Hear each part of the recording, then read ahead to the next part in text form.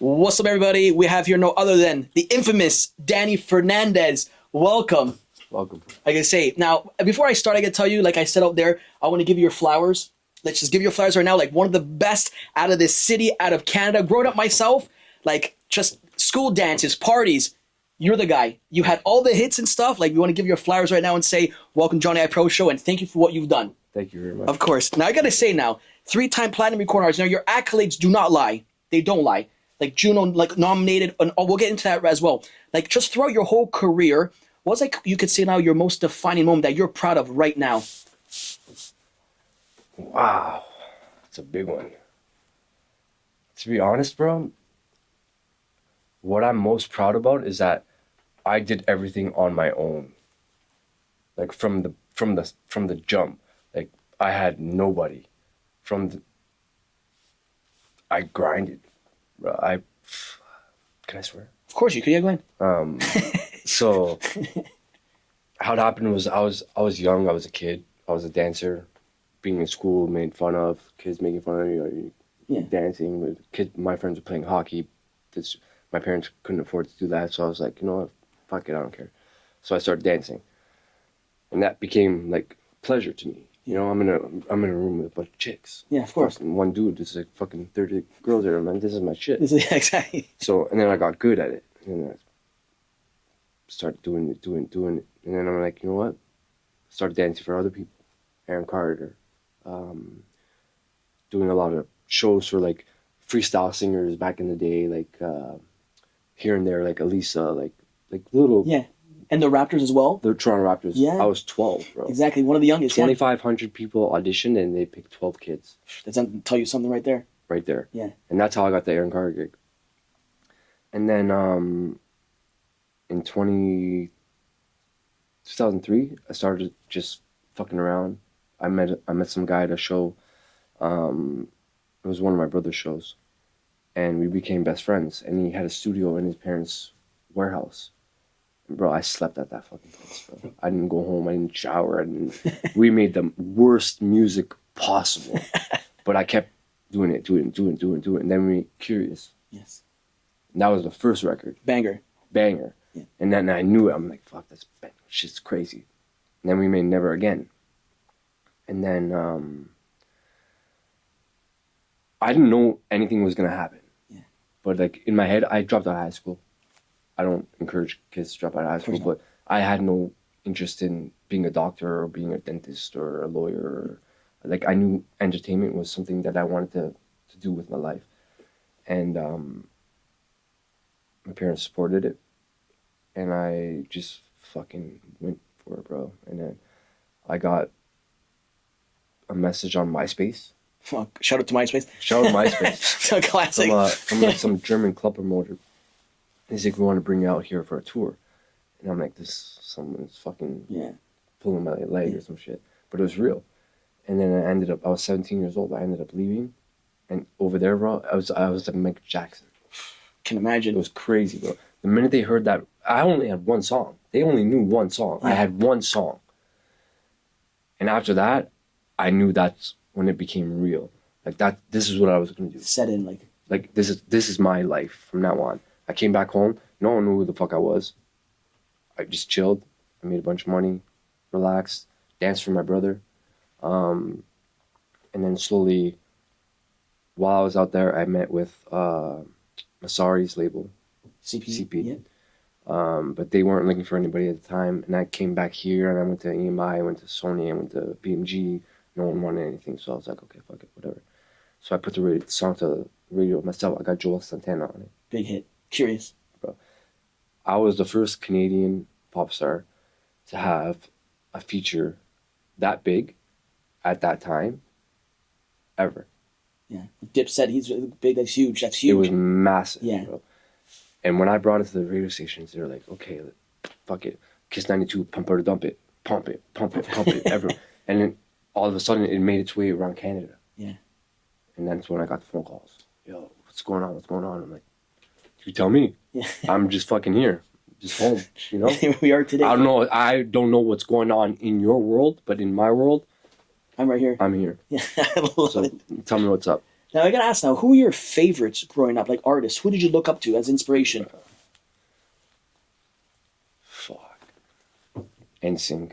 Yeah. Was huge. Justin Timberlake, man. Yeah, that's one of my favorites as well. Timberlake. So funny story. So my cousin lives in Mississauga, and I used to stay at his house at like summer, and he used to like go on dates with girls and shit, and I used to like, I was not really interested in that kind of stuff, so he'd have like all these cool clothes and shit, so I'd put on his clothes, and he had a mirror in his room, he had a CD player, I'd put on a fucking Justin Timberlake album, and I'd pull out full concerts in his room, like just performing like fucking, yeah. That's what I did. And he'd come home and be like, "You touch my shit?" I'm like, "No, bro, I'm not just talking about." But Justin Timberlake, Chris Brown, Britney Spears, all that shit. Like I was iconic, a pop kid, bro. yeah. That's what I grew up Some on. iconic stuff. I love it. And I gotta say now, at 16, obviously at the CNE, you won twice the Rising Star Award, which is big. It's a big accolade on your stuff. Now tell me a little bit about that. It was dancing. Yeah. Yeah. And then after, as well as time went on and stuff as well, like you said, you're a part of like the. How did the whole thing with the Raptors come about? It was like there was an audition. Like they were calling out auditions for dancers for a junior dance pack, like little kids. Yeah. So they had the junior dance pack and then a senior dance pack. So they had 15 kids for the juniors and then the adults. And then my mom just brought me to the audition. My younger brother actually was a dancer as well. And we both got it.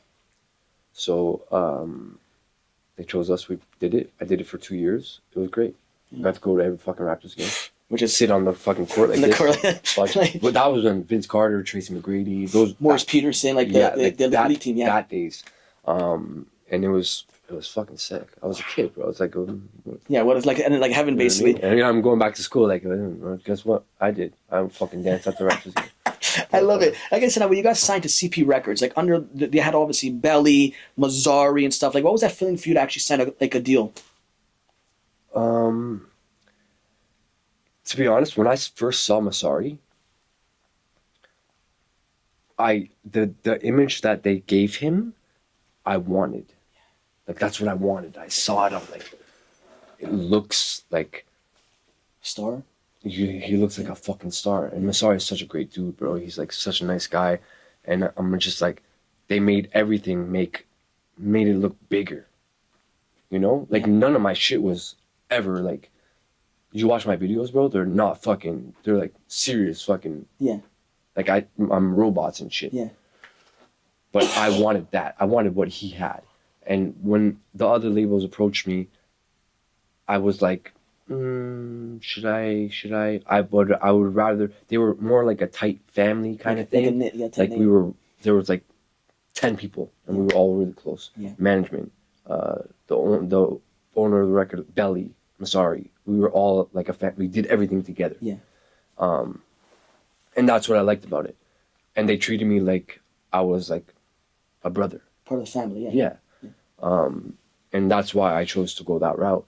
And I didn't even look at the deal. I just give me a pen. I signed it. Done. Because you felt that comfortable and you can see their image, like how they just make him look. So you want to be. Well, what happened was the single did well in Canada by its when I put it out. And then they called me and said, we got the video for Joel's. We're going to shoot it for you. Wow. I was like, but I'm not even your artist. Yeah. So like, okay, we're taking you to New York. We got it set up. We're bringing you there. Just fucking go. Okay. So after the video shoot, we went back to the hotel room and they sat at the table, put the contract in front of me. I'm like, give me the fucking pen. Done. Done. Just because you see the magnitude and just like how they're all doing things, so you're like, I want to just. And I feel like they did that because they saw how much I wanted it, and I was gonna do it either way, with or without them. But I felt they've appreciated my hustle and my work ethic, and that's how that all went down. Yeah. I gotta say, was there like a lot of pressure on you, especially like at that point of your career and stuff? Like you were the face of like not just a city, like of Canada. When people thought of music, like Danny Fernandes just popped up, like you were just there. Did I give you a lot of pressure, like having like not even like just legit like your country on your back, as in for music? Because back then you had obviously like the Mazzaris, the Bellies, the Danny Fernandes was huge, like your brother. But at one point, like you were like you're the face that run the place, as they say. Yeah. Did that give you a lot of pressure? To be honest, man, I never really thought about it like that. I just it was a passion for me. It was like something that I love. Yeah. You know, like I didn't think about any of those other things. All I cared about was being on that stage and listening to those people scream and sing my songs. And I was just like, that's where I want to be. Exactly. Because especially if you do something, I like just seeing you there, like, especially if you do something that you love, and like that's all that matters. Because at the end of the day, if you're doing what you love and something that you like, just passionate about, like you're winning. Yeah. Yeah. Because nowadays people do a lot of stuff and they're just miserable. Yeah. Yeah. So like, just in your case there, like you just loved what you did. Exactly. But there's also a lot of bullshit that comes with Of course. all that shit. Yeah. There's always like always some stuff like that. Yeah. Are you loving now the Canadian scene of music right now, as you see like the current Canadian scene? Are you loving it, or do you think it was somewhat different from back then to now? I mean, nowadays a lot of you could say, kind of drama. It's like a it's a whole fucking switch. When I was doing it, there was no beefs or there was no Bieber. There was no Drake was Drake. Drake was Drake. Yeah. Like Drake was around my time. Like I knew Drake before he was Drake. Yeah, of course. Like he used to come hang out at my video shoots and shit like that. Even Bieber. The first time I met Bieber was at Summer Rush at Canada's Wonderland. He asked me for a picture. Get out of here. I swear to God, bro. And I'm looking. Just shows like, right there. That's what I'm saying. I'm like, kid, you don't know what's about to happen to you. You know what I mean? You're coming to me, bro. Trust me. You're going. Yeah. So, I love Bieber. Yeah. And I never really thought about that. Like, I never really thought I was. I'm a fucking human being, bro. Exactly. I'm a normal person, just like everyone else. So when people see me and people freak out, I don't understand. Like, chill. Yeah. I'm just a guy. Shows you how humble you are. Yeah. Yeah. Like I didn't do that for that. I do that because I love it and I do it and I love that you love that Exactly. that I do it. Your appreciation that you get from them. So I don't do it to be popular. I don't do it to be famous. I do it because it's something I love to do and it's pretty much all I know how to do. How was your interactions like with a young Drake? Do you still talk to him like even to this day? But how was your like interactions with a young Drake? Did you know that he was going to become the star that he is today? Not just in Canada. Even Abel, The Weeknd. Oh, superstar, yeah. I met Abel when he was recording his House of Balloons mixtape, and I sat and I spoke with him, and I'm like, bro, I don't understand this shit. The music you're singing, it's like out of like my mind. It's like, but there's people out there that are gonna fucking love this, eat this shit up, and they did. Yeah. And I said to him, like, you're gonna be a fucking star, bro. And he's a fucking star. Yeah. And he just, bam, good for him. I have no hate for anybody in Canada doing what they're doing. I appreciate everybody.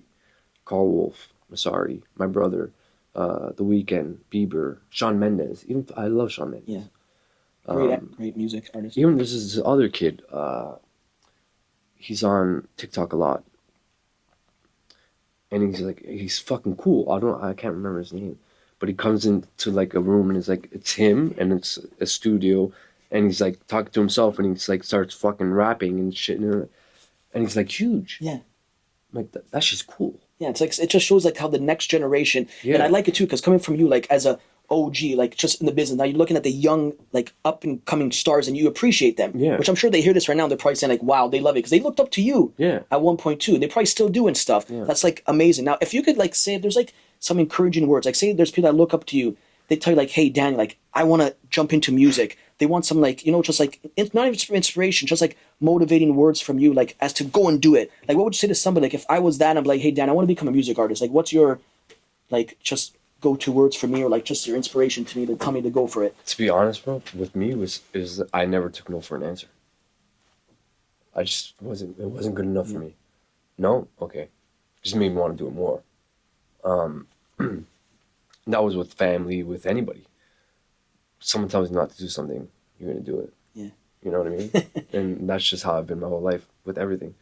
And manifestation, I believe, is a big, big thing. Like it's real, bro. Yeah. Like I manifested my whole fucking shit. Like I knew it was gonna happen. I'm like, I had it all played in my head. I'm like, this is exactly how it's gonna happen, when it's gonna happen, how it's gonna happen, and it fucking happened. Amazing. Like you said, manifestation itself, like not part of my part. Like when I started this, like 2017, it started like a podcast. I did in my room. Yeah. Because after I graduated and stuff, like I do like stuff even with like my family business. I didn't have to do this. Yeah. It started as a hobby. Then it just started going one little thing here, one little thing there, and it starts like it starts blowing up. All it takes. But then I manifest this. I did like as you were saying when you walked in about the Bret Hart stuff you seen. That was my hero growing up. Yeah. Like idol. That shit. Yeah, like Hulk idol. Hogan. Yeah, exactly. It's just like like, and as I just grew up with that stuff, and then I'm like thinking to myself, we sold out the concert hall, and I'm looking at the fans, and I'm thinking to myself, what's going on here? Yeah. I manifest as a kid, like I'm gonna do this one day, but when it kicks you in, like it's like shit, surreal. like it's surreal. Like if you manifest something, it can happen. Yeah, yeah, crazy. And anybody that wants to do something, and if they want to do it that bad, you could do it. Yeah. If you fucking want it that bad, and you work that hard, you'll get it. Exactly. Just take no. Even if you get, how many times I got denied for certain stuff? Like no. You know how many fucking people? Yeah. I learned I have a block in my brain that ignores it. I don't even pay any mind to it. Exactly. It's like I don't give a fuck about you. I'm gonna do what I'm gonna do anyways. You don't affect me in any way, shape, or form. Just best attitude you could get right there. Exactly. Just fucking stay in your lane, bro. I'm going straight through. Love it. Like I said, we were saying about your brother as well. Like, was there ever, because he did music too, not a rivalry? Like, obviously, every brother they have like some like. But how about the bond that you have with your brother? To be honest, my brother is very. We growing up as kids, we were very close. We didn't have much growing up. We lived in an apartment over my aunt's hairdresser on fucking Dundas Street. Right down. Yeah, right down here. And we shared a bedroom, me and my three brothers. And we were all very close.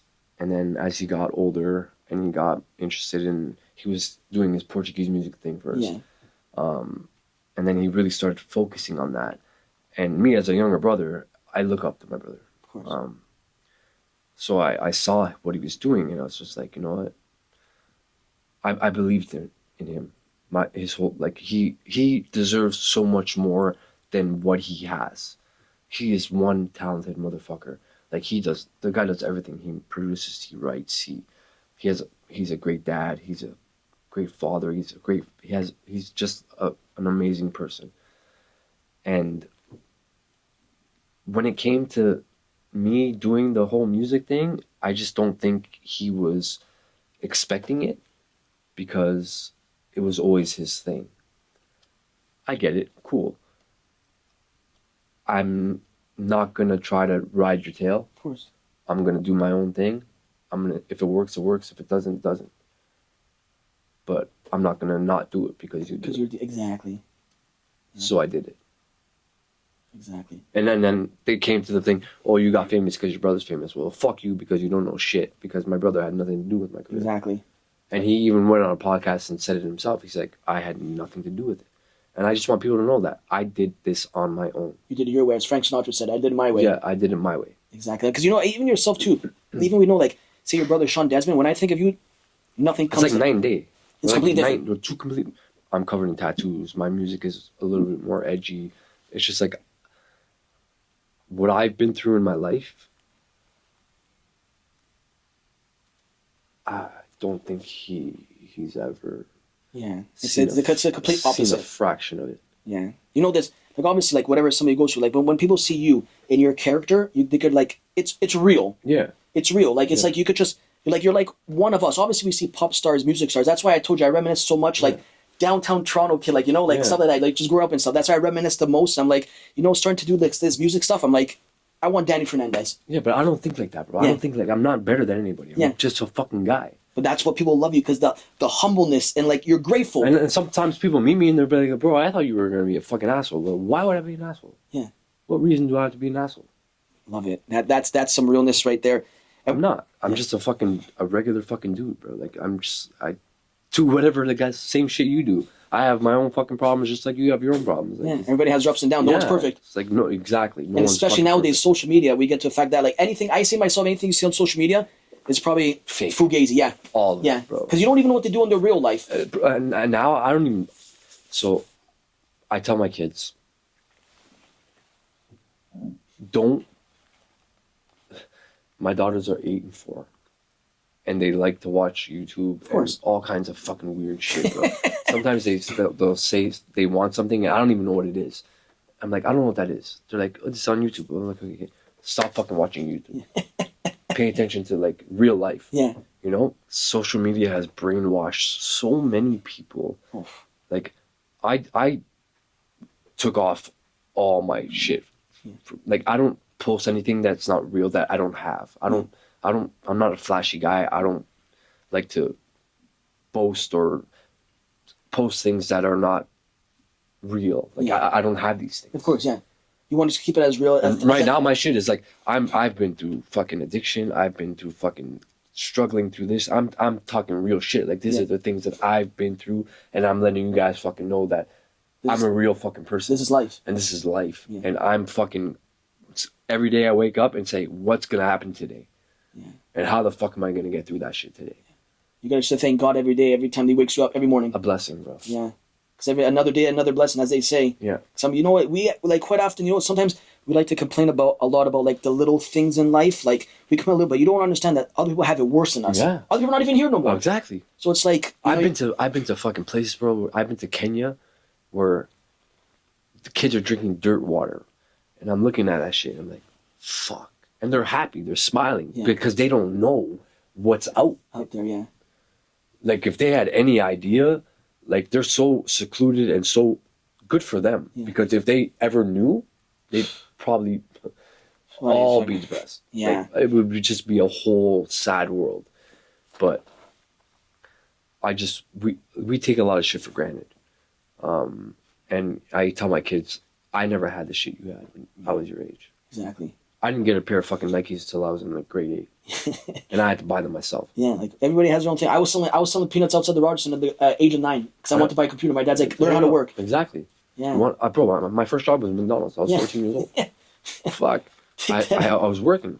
Which McDonald's? Galleria? No, fucking Batherton Bloor. I love it. Batherton Bloor. Yeah, right down there. Bro, Holy all shit. girls school, bro. You're in La La Land. All lunch. Every day I was like, yeah. Discount for you. I love it. No, but it's true though. Like, what they have nowadays, the kids, nothing like back then. The struggles everybody else has. Yeah. Crazy. And I'm gonna talk now about your album, your first album, Intro. How that all come about? That must have been a good defining moment for your career, like your first album. It was real. Yeah. It was like, this is like shit. This is just really happening. So I moved in with Belly. I lived in Ottawa for a year. We recorded the whole album there. I had already 2 songs on, Never Again and Curious. Those were songs that I had written previously before the deal was made.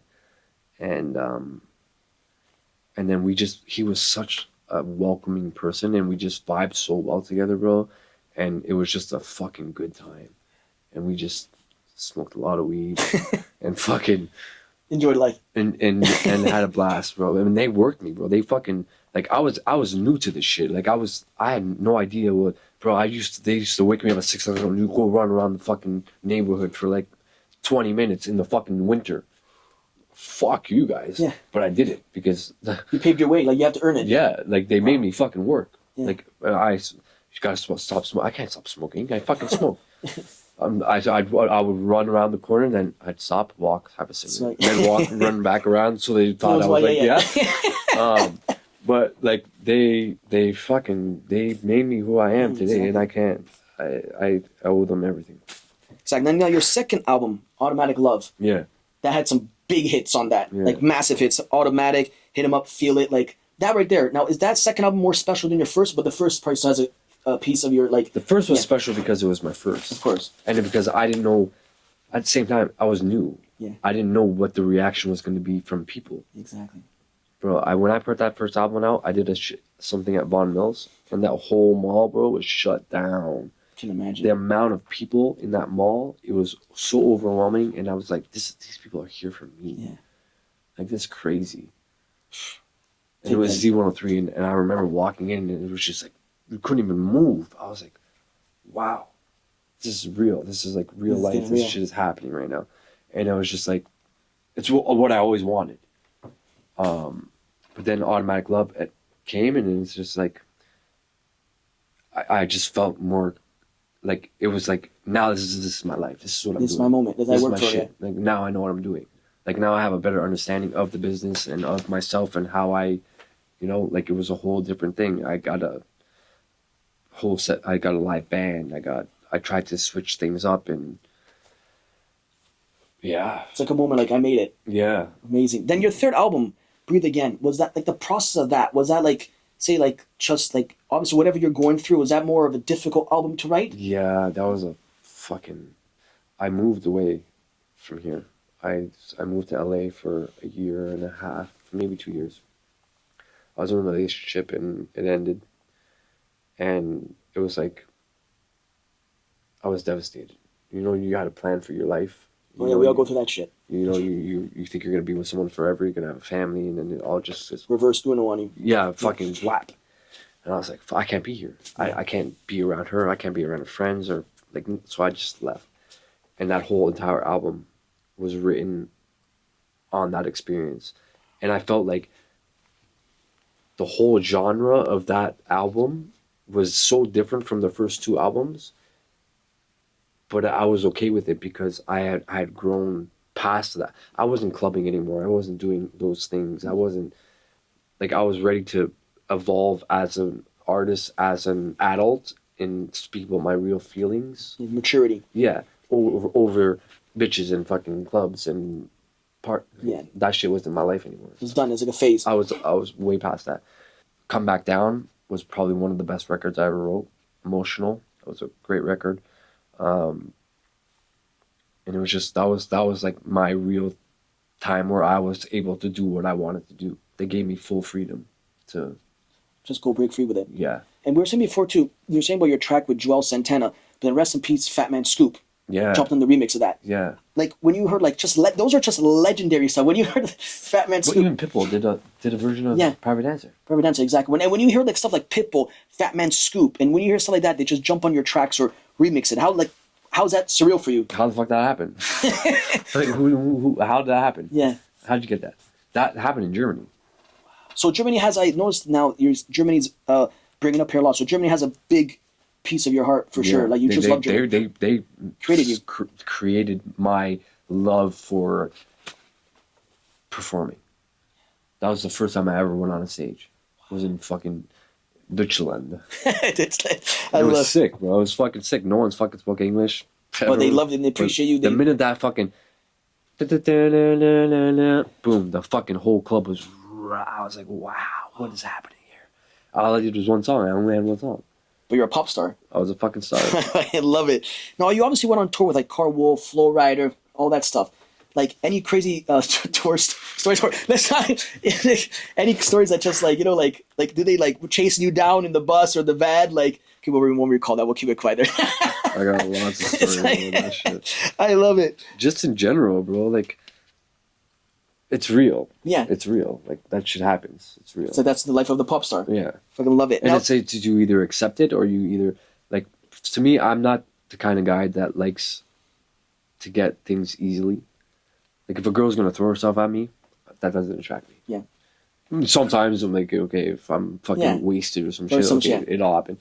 But at the same time, I don't find that attractive. No, because that probably means she probably does it to everybody else. Yeah, exactly. She's easy. Yeah. No disrespect. But I don't like easy. Yeah, exactly. I like to work for what I got, and if it's worth it, it's worth working for it. Exactly. So, yeah, but I got some. I can imagine. Let's bring back now 2009 MMA. Obviously, much music video words were like the hottest in this whole city, the country, legit. Yeah. Now, 2009, you won 3 awards, and you also performed the same night. I didn't perform. On 2009, you didn't perform that one? I didn't perform, no. I won in 2009, 2010, and 2012. So that's a total of 3. 3 awards, yes. But you never performed in MMVAs? Never. I know, it's so fucking weird. That's why I thought the back, I thought it for sure. I would for sure thought they would ask me to. Like, but they never did. Interesting. Yeah. No, but I mean, like, as you're talk of the town, talk of the city. MMVAs back then were like the hottest. I remember one time there was even like those rooftops and Much Music. You couldn't see. You had to go up there. People were charging. Well, Much Music also was a big part of my career. Yeah. I had a fucking 11 #1 videos, bro. 11. Take that in. Nowadays, people can't even get one. Yeah. 11. Now, when you were nominated, is it for the June? I believe you're nominated with Drake and Bieber. No. Oh no, was it with the I was same? nominated. They weren't even in the category. They weren't even artists at that time. But you were nominated one time for For the in Juno. Yeah, 2009, yeah. yeah. But same as well, because one time as well, like same. Because I remember Bieber was obviously, then Drake obviously won an award. I think it was it 2010 or 2011. I believe Drake won that. But just to be like in the same like atmosphere as those people, just like like you're the Yeah, just yeah. and then just come up there. That's just crazy to see how all that turns Yeah. out, And to know that they knew me before I knew them was a big deal for which me is too. crazy. You ever somehow talk to Drake and be like, you ever tried to like get him on the track or anything? Was it ever easy, or have you ever talked, or even able the weekend, or To be honest, bro, I never really kind of wanted to do that because their style of music is so much more different yeah. than I am. But Drake is a person that he'll go out of his way to say what's up. Like he's always showed me love. He's always shown me respect. And there was one time I was when I was living in LA. Chubbs called me and he's like, Drake has a show. Do you want to come? I'll get you VIP tickets. I was like, fuck, okay. And I ended up going, and it was fucking history, incredible. madness, The production was just insane. crazy. Now I gotta say now, obviously you went independent after. Like, what made you like just want to go independent? Was it hard leaving like CP Records or all that, and just want to find your own lane and go independent? It was hard in a sense because I knew what they were focused on, and it wasn't me anymore. Because they had found Abel, and Abel was a gem, and I wasn't mad, I wasn't upset, and I had been going through some shit myself, and I got it. So I said, you know what? Let's just. They gave me everything. Yeah. So it's like a respect family thing. Respect. You own all your shit, but we love you. Yeah. Take care of yourself. Exactly. That was So it. you think the main part of you leaving was the weekend? You think because they found like a new?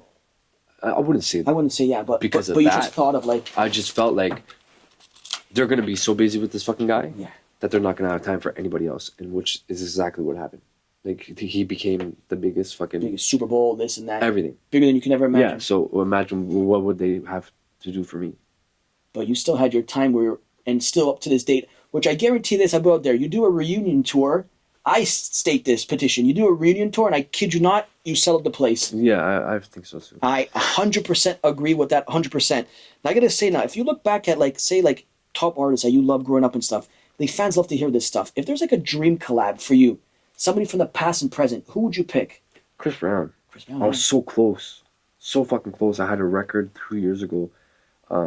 My buddy August Rigo, who wrote a bunch of, he wrote Back to Sleep for Chris Brown. He wrote You Smile for Justin Bieber. He wrote a bunch of records for One Direction. He's a really good friend of mine, and he's like, I got this record with Chris. He's like, it could be a potential feature. He sent me the record. I'm like, fuck, it's so sick. And then he comes back to me. He goes, Chris just doesn't think the numbers don't make sense. I'm like, well, they don't make sense because I'm a Canadian artist and they only know me in Canada and he's fucking worldwide. Like, come on, give me a fucking break. Yeah. You know what I mean? I wasn't mad about it. I was just like, cool. It was something that I felt like if it would have happened, it would have been a wrap. Yeah. But who's to say it won't happen still? You never know. Never say never, as they say. Yeah, so. But like even for like yourself there and stuff, like you said, dream collab stuff. Do you think it's hard for you, like as a Canadian or even any Canadian artist, unless you're like mega star, to get like collabs with people or work with people? Do you think they look at you differently because you're a Canadian artist, and you don't think it's like what mainstream? I guess. No, I just think I think it's based on talent, really, because I've hit up like Classified and Mercules and like all these dudes who I enjoy working and they've respectfully said, bro, we love you, but your music is not our type of music. Classified's a fucking genius, bro. Yeah. The shit that guy I watch his shit all the time. I'm like, bro, this guy's watching TV with his daughter. He hears something and he goes to his studio and fucking. Blah, blah, blah, blah. I love you. You're amazing. Yeah. I wish I could do that.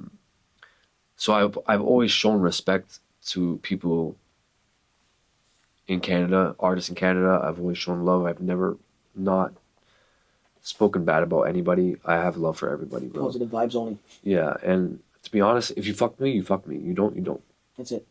You're not gonna lose sleep on it. Who cares? Yeah, I'm not gonna fucking. Yeah, life's too short for this. Yeah, I don't give a shit. Exactly. Do you have any new projects coming up? Or are you working on something like? I am working on something as we speak. As when we were talking outside, I told you the whole Danny Fernandes thing is no longer existent to me. Yeah, let them know. So he's kind of like I put him to bed. So my middle name is Bosco. It's my mom's maiden name. Um, and I feel like Danny Bosco sounds like a fucking badass name. Boss. Like a fucking like a like mature, some like mobster shit. It's Italian. So I said I'm gonna rebrand myself as Danny Bosco and speak about my experiences in the last decade with my struggling with addiction and just like I want people to know what I've been through in life because I know there's people out there who have had same experiences who don't have the outlets that I do to speak about it. exactly. You know what I mean? And maybe I can help someone will hear and be like, holy fuck, this guy is a real person. I just want people to know I'm a fucking real person. I'm a human being just like everyone else. Exactly. And I go through shit just like everyone else does. And that's all I want people to know. I'm not special. My mom tells me I'm special. That's it. But I'm not special. I'm just a fucking regular guy, bro. And I just love doing what I do. Got goosebumps. Wow, that was. I guess you're talking very highly about your daughters and stuff. How important is family to you? Like the legacy. Very important. Very, very fucking important. I always wanted kids. My first daughter was like, what? I was 30. I was like, what the fuck? It just happened. But when she was born, I was just like, okay, here we go. I don't matter anymore. It's all about this fucking child. And she became my whole entire world, my sidekick. Wherever I was, that kid was. She came with me. She came with me on stage, bro. I would give her a microphone. She'd be up there. The crowd would go crazy. She loved it. And it's just like, I just want to be. I want my kids to be proud of their dad. And even though like, as they get older, I'll explain to them like, listen, I did some shit, you know. Daddy made mistakes. Daddy's not perfect, but I never put you in any harm. And I will never put you in any harm. I put you in front of everything else. Yeah, and I never would do it in front of you. You'd never see me that way. So, yeah, bro, that was a big thing for me. The kids changed the game. And see them on stage. Like, what did that mean to you as a musician? You just see your kid on stage with the mic. Does that just be like, this is not real life? It's not real life, and that's never gonna be you. I will never let you do that, kid. But what if they can't? She's a cheerleader, bro. You should see her. She's fucking crazy. Bro. She's insane. Like, she loves cheering. She's like, ha, ha, doing flips and shit. I'm like, yeah, kid, fuck yeah. Do it make you what you love. Yeah, do it, whatever makes you happy. I put her in dance. She didn't like it. I'm like, okay, you don't have to dance. She wanted cheerleading? Let's go cheerleading. Throw you up, spin you around. You're good, kid. Love it. If they ever came up to you, like, say as they get older, or whatever, they want to pursue what daddy did because they just love you and they love what you did. Would you? Yeah. Whatever makes you happy. Yeah, do whatever. I'm gonna tell my kids I want you to graduate school. I graduated privately after, but I'm not gonna be that dad. That I'm not a hypocrite. Exactly. I'm not gonna tell my kids to do something I didn't. You know. Yeah. I'll guide them in the right path and I'll tell them what I think you should do, but I can't tell you what to do. Exactly. I want you to do what you want to do. You know? I gotta say now, what has like music taught you as a lesson? It's taught me music is life, bro. I don't know what my life would be like without music, because there's music for everything. There's a music for every mood. If you're sad, there's a music for that. If you're happy, there's music for that. If you're like, it's just music is such a big part of life that without it, I don't know how life would be. Couldn't have said better. Music is life. Because any feeling you have, anything, and just turn on, you're in there. Yeah. There's a fucking playlist for every mood that you have. You're going through a breakup, got a whole fucking breakup playlist. You're going through a happy fucking, you got a whole happy list. You got a fucking. It's the truth, yeah.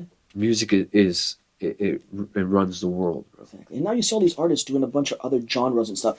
You ever see yourself doing like country's big right now? Country too. You ever see yourself doing like some kind of, or you just like Danny Fernandes, but now you're going as Danny Bosco? Yeah. Like, what is this sound of Danny Bosco? Obviously, like, what is this? Is it going to be like? You know Jelly Roll?